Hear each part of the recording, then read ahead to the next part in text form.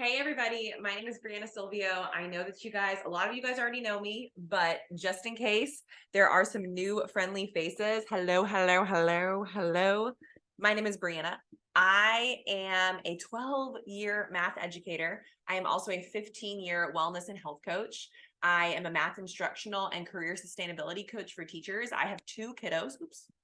I have two kiddos, and I'm a fitness trainer and nutrition expert. So we have a little bit of a plan today to talk about our physical health, our emotional health, and our mental health. As we go through this whole presentation, I want you to think of any questions that you might have, because you can always access me via social media or via email. And at the time of our webinar today, we'll also hopefully have some time for questions and answers. Listen, I cannot talk to you about wellness and your physical health without also talking about your emotional health and your mental health. Everyone wants a quick fix. Everyone wants to rub the magic genie lamp and get the solution, right? Everybody wants to know, what do I need to do? What is the tactical? What is the step-by-step plan for doing what I need to do to get the results that I'm looking for, whatever those results might be? And I think a lot of times we really focus on the external instead of the internal. We want to be a certain weight. We want to look a certain way. We want to be a certain size. We want to wear a certain outfit. And that's kind of what drives our well-being or our health and our wellness journey, when actually I'm going to encourage the exact opposite to happen. Literally the exact opposite to happen. This room, you guys know better than anyone else that it takes consistent and committed action on rinse and repeat cycles to achieve any goal that you might have. Now, because physical health is so much at the forefront, we are going to start our time together in physical health. We're going to deep dive into physical health and life longevity. Then we're going to move on to the emotional health component, which is mind management within daily workflows. We're going to end with our mental health component, which I wrap up into goal setting that actually works and that actually moves the needle forward. So we're going to open up our time together today just talking about your physical health. So why the heck should I work out? Like, at its root, why should we exercise?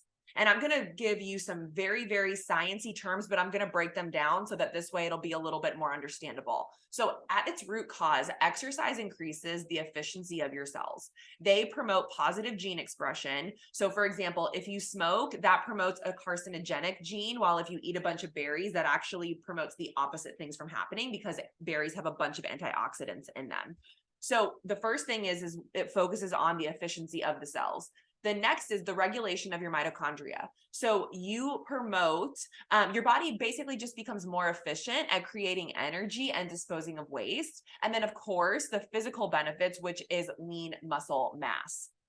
We also see a lot of support in insulin signaling pathways. Basically, what this means is we become more insulin sensitive, which matters because more efficient energy controls really and your pancreas go hand in hand. We also have a lot better cellular cleanup. So I want you to think about aging, or, I don't like to use the term anti-aging because you physically cannot stop the clock. Like, the clock doesn't stop for anybody. So we're not going backwards. Like, we are not Cher. We are not turning back time. But you can become more efficient in your cellular cleanup. And then the last thing is that promotes angiogenesis and cardiovascular remodeling, which is basically a really fancy way of just saying that growth of blood vessels happen. And this is important because this is how nutrients really get through your body. Now, one thing that I wanted to kind of really focus on the why, right? Like, why the heck should I work out?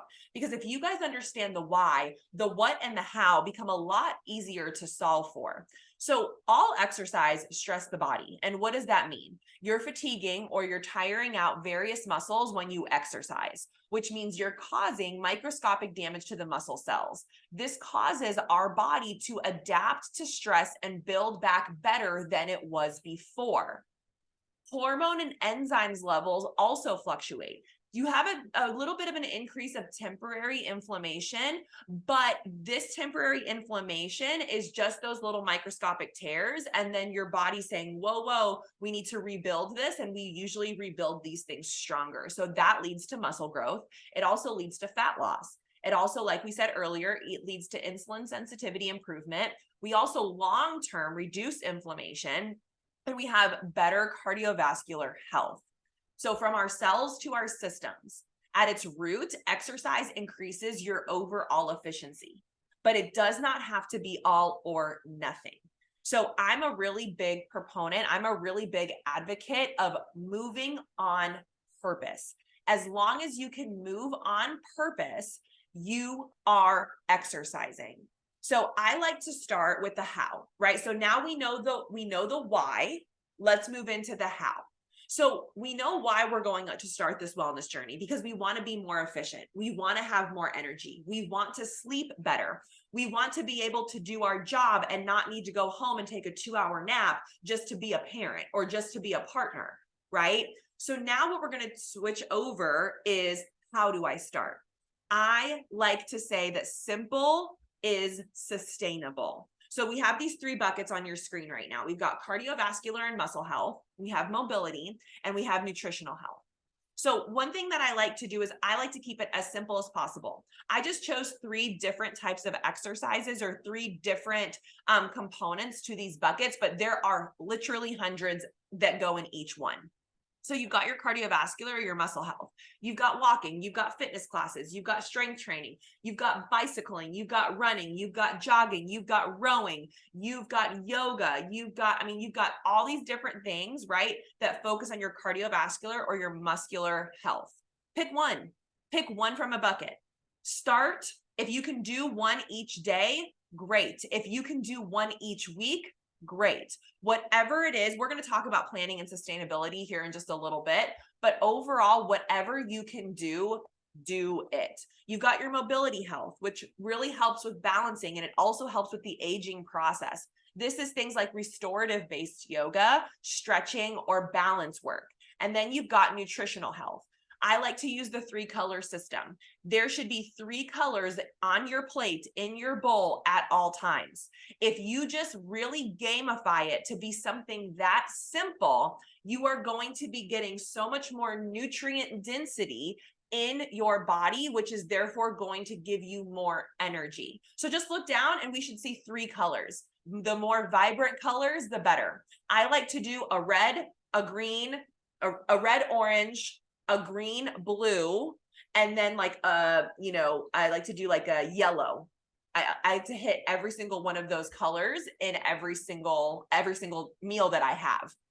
And then at its root, like, choose things that you enjoy. I love to gamify physical fitness. Like, if I don't want to run 10 miles, don't run 10 miles.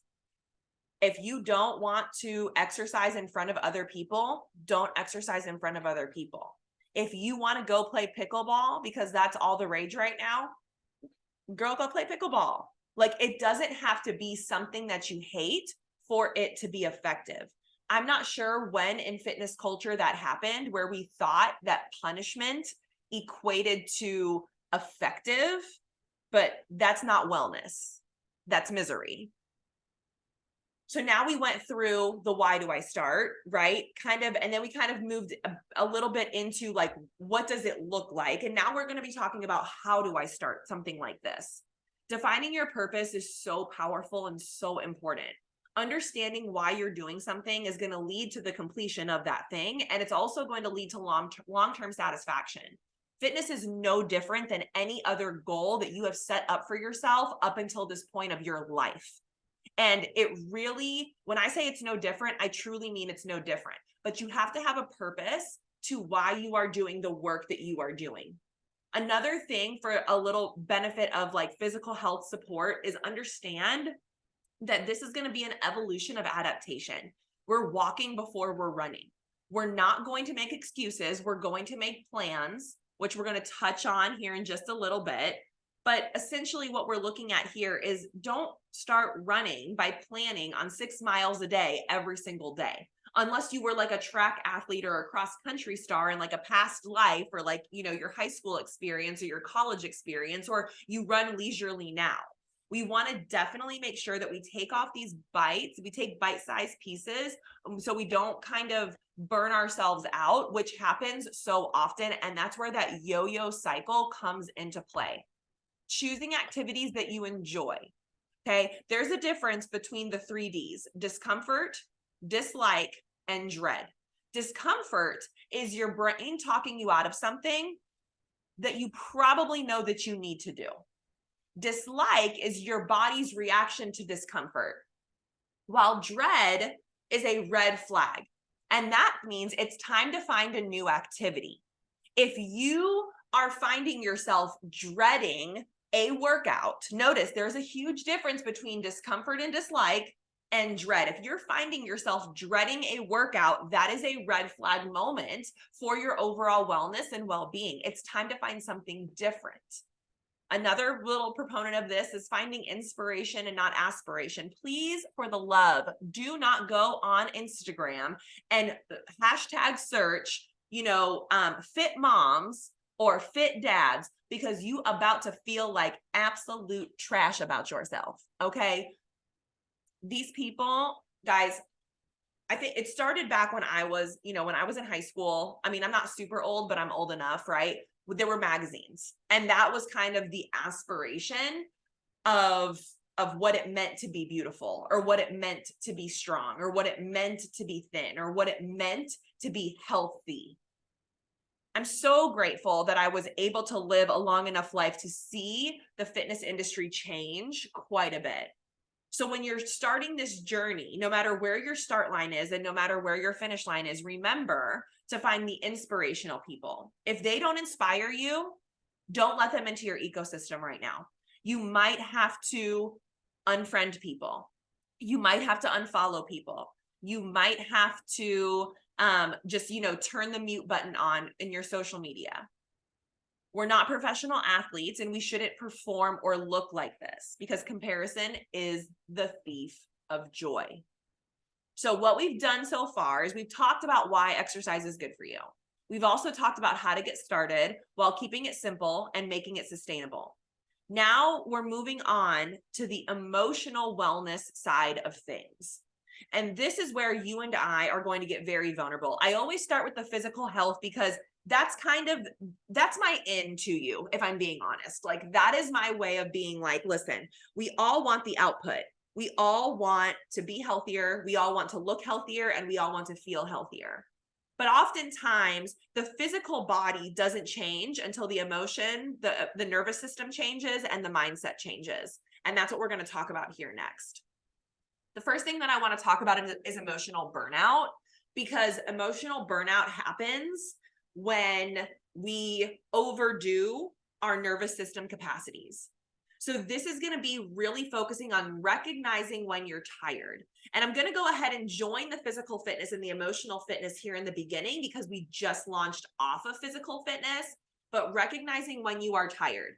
Guys, don't work out. Don't do an exercise that's going to absolutely take it out of you. I know that I've been in situations before where I have felt like trash, but went and worked out anyways. And I really was like, oh, I'm so grateful that I did that. But once again, it's that discomfort versus dislike versus dread. If you're dreading something, that is a red flag. Be able to have the emotional capacity to say, man, I really don't want to do this right now.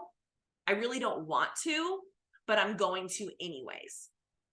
Another emotional burnout red flag is going to be tying your self-worth to exercise. This is when healthy habits become very unhealthy. Missing a day is not the end of the world, but giving up on yourself, it is the end of the world. Which then takes us to the emotional well-being side of planning, choosing days and times that work. Try to avoid fitting it in. Make it a part of your routine. Make it a part of your day. If I know that my children have 18 basketball practices on a Saturday, I'm not going to make a Saturday my long bike ride day, because I know that I'm going to be scrambling. I know that you're going to be scrambling. I know that the kids are going to be scrambling. And honestly, it's probably just going to tick me off more than it is going to be effective. Another really good proponent to avoid emotional burnout as you kind of step forth into this well-being journey is planning an event that you can look forward to. This is one of my big hacks that I do with my clients one-on-one, and this works 100% of the time.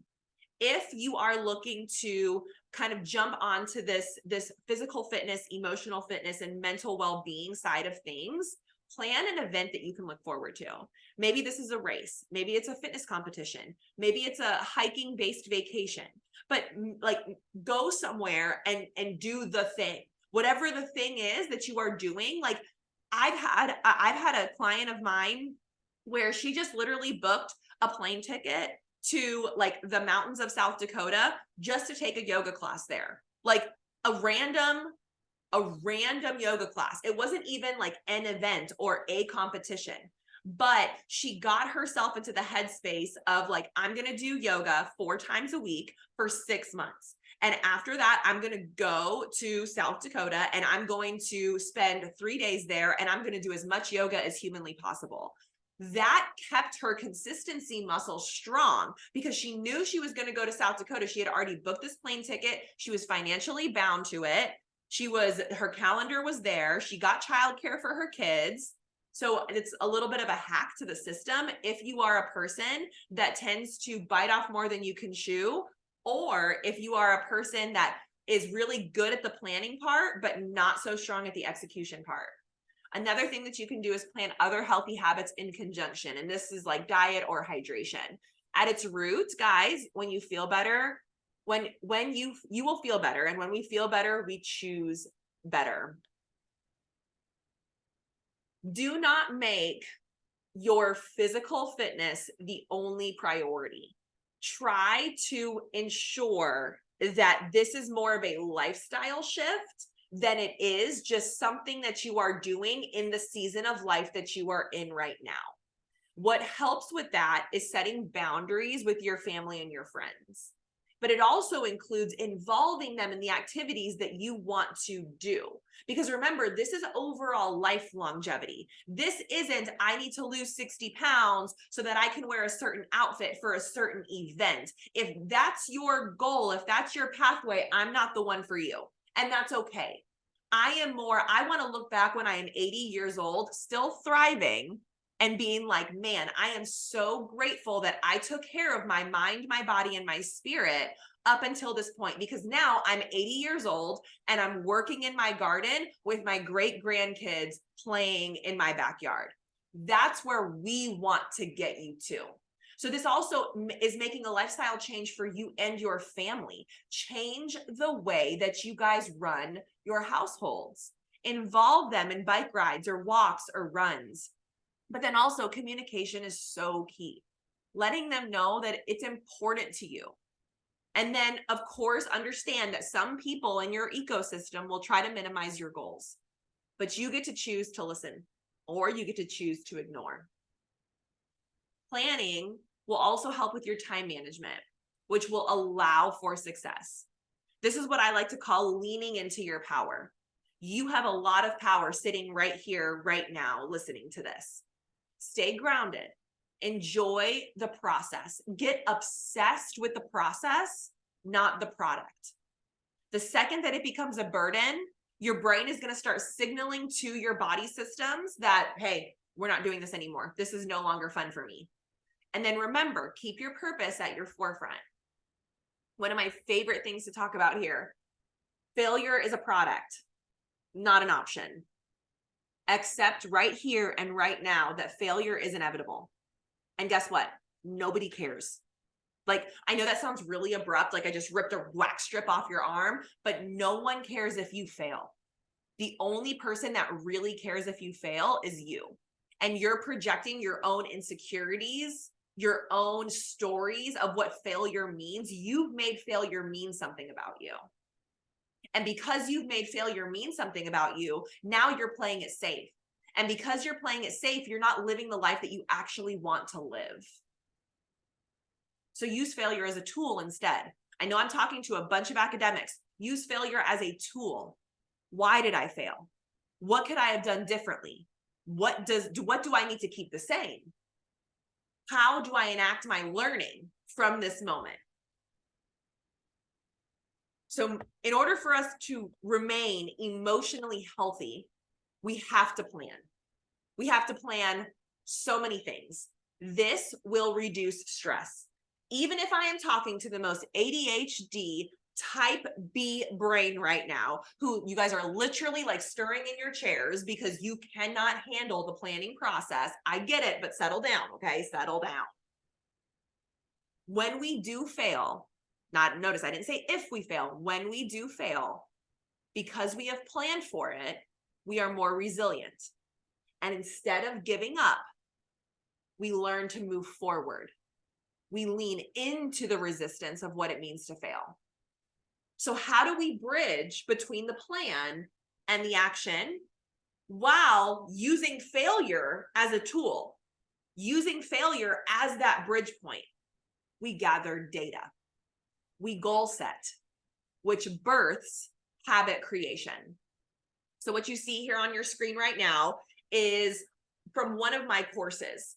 And what usually happens is I work with teachers that are very overwhelmed and very burnt out, and they're also very overstimulated.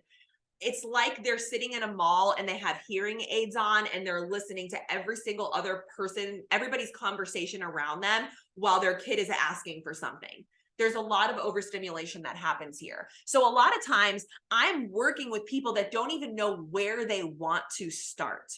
So this is an exercise that I take them through. We set a 4-minute timer and they just jot down some ideas that just come to them in all categories. The first one is sleep and rest. The second is food and nutrition. The third is relationships and emotions. The fourth is exercise and movement. And the fifth is playing and creativity. And this 4-minute timer just goes. And what happens is they are literally just encouraged to brain dump. Just what box is pulling them? What box is creating a magnet? And then what ideas pop off from that box?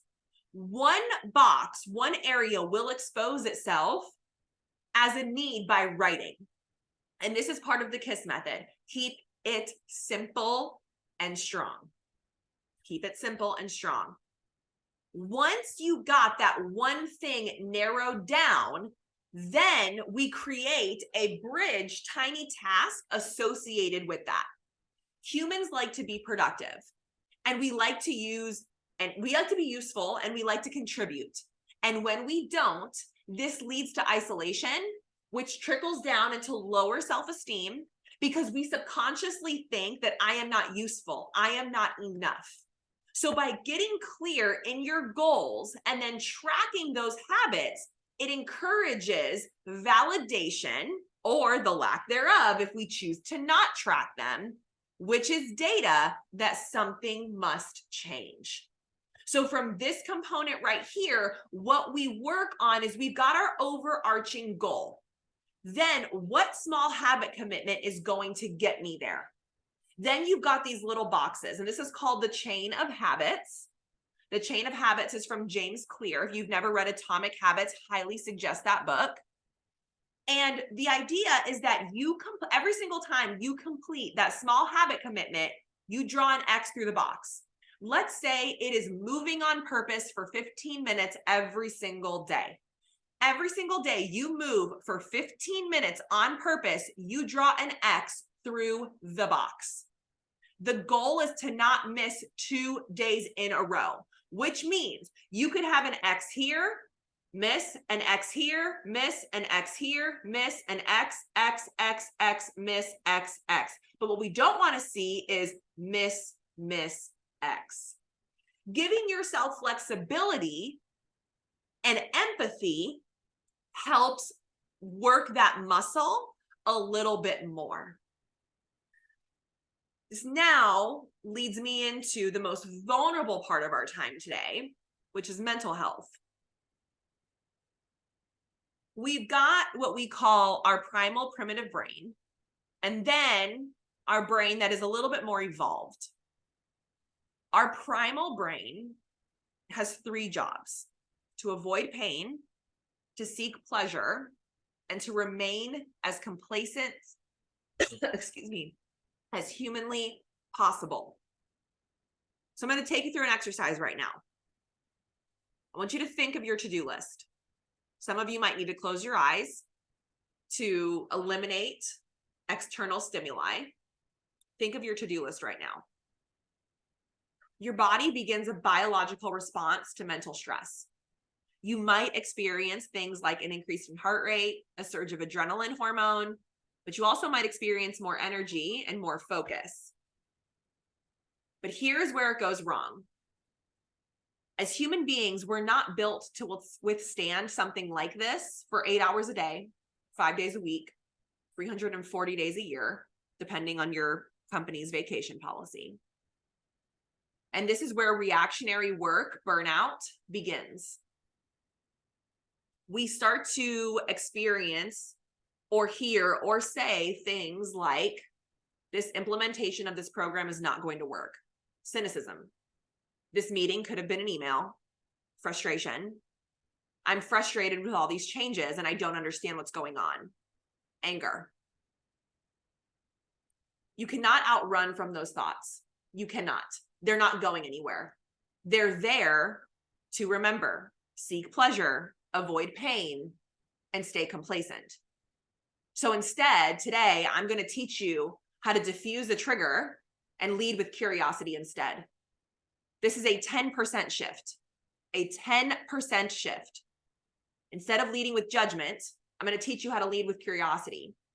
And you're going to see how all of this comes together full cycle here between your physical health, your emotional health, and your mental health. In life, we all have our realities. This is what has actually happened to me or happening for me. And believe it or not, there is zero emotional connection with these realities. As human beings, we bring the emotion to the forefront. And I'm going to show you exactly what I mean by that. Here are 3 numbers. I want you to look at all of them. 173, 300, 472. Do those mean anything to you right now?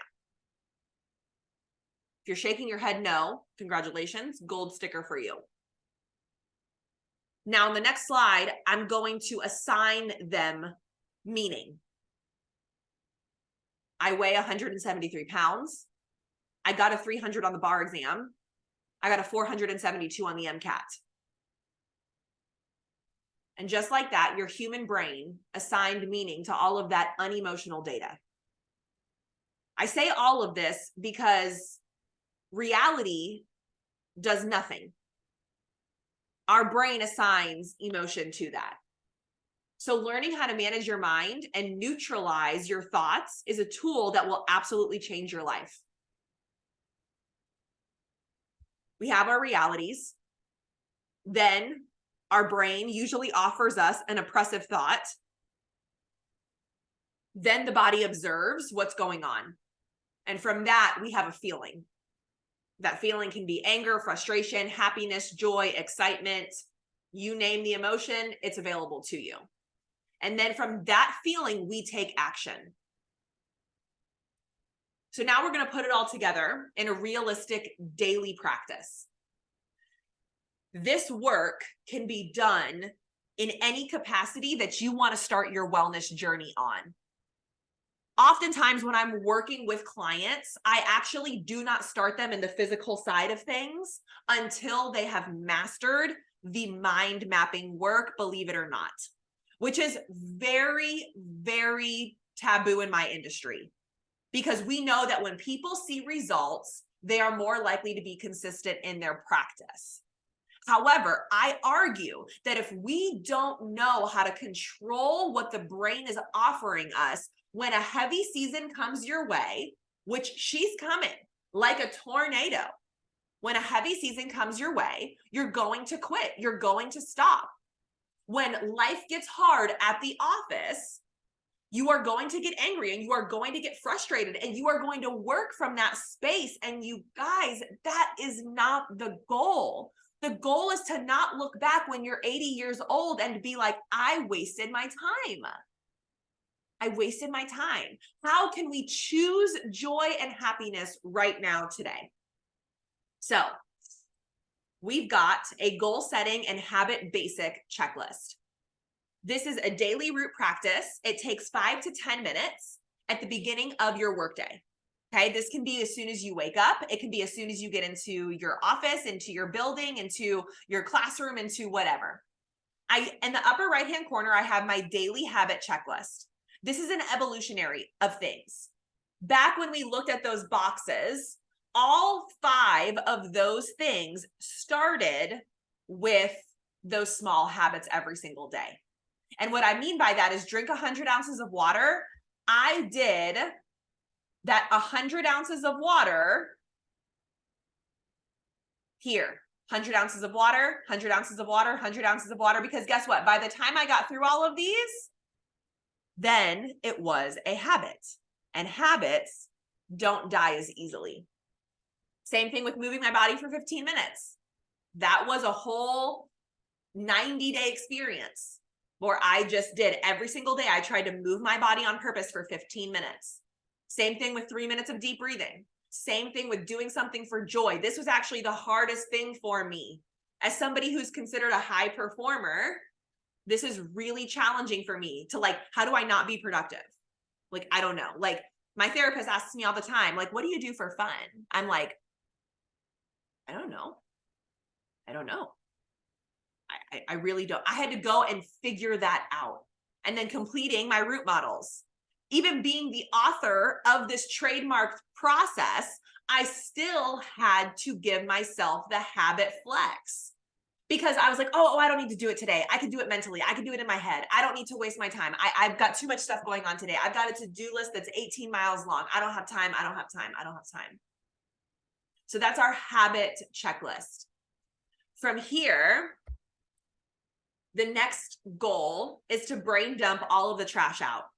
You've got so much stuff going on in your brain right here and right now. Listening to me right here and right now, you're thinking about the emails that you have to answer. You're thinking about the meeting that you're going to have after this. You're thinking about your drive home. You're thinking about what you're going to make for dinner. You're thinking about, am I going to exercise today or am I not going to exercise? You're thinking about all these types of different things. Give yourself some time to thought dump all of it out.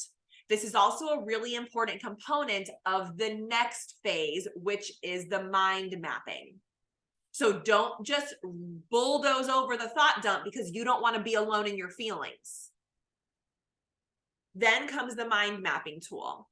I like to do a 5-minute timer for this because if you don't contain it, she runs rampant. What drama is getting in your way right now? What helps is if you pull from the thought dump, that little thought dump that you did, something will rear its head. Something will stand out as that's a problem. So I zoomed in here, right? And so I just kind of went through this toxic route. My reality is maybe I have a report due at noon. My oppressive thought, the thought that my brain offers me is there is no way that's happening. So I observe how I feel. I feel overwhelmed. What action am I going to take from overwhelm? Well, I'm going to sit in my feelings, probably be a little ticked off, definitely not going to ask for help. And now we offer the abundant route. The reality doesn't change. Your toxic reality and your abundant reality are the same because data is emotionless until we assign an emotion. Now, you know what your brain is offering you toxicity-wise. You know that your gut reaction is there is no way this is happening. So can you get in your body? Can you hold space for yourself? And can you say, okay, is there another thought? What is the other thought that my brain can solve for right now? Put your brain to work. Stop letting him just sit in there and coast.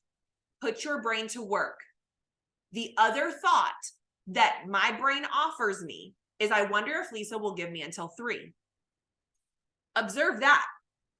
Well, now I feel calm because I just problem solved. What take action is going to happen next? You're going to ask for the help that you need. Now, Lisa might be like, no, ma'am, it's 12. It's 12. But, however, you still are better off asking for help than just taking the overwhelm path. And then if Lisa says no, guess what? Do another thought model off of that. Reality. Lisa said the report's due by noon. Oppressive thought. Dang, Lisa, that's a little harsh. Observe. I'm angry. Take action. You angry? Bet you go talk to the person in the office next to you about how annoying Lisa is, okay? For real. Now you gossip.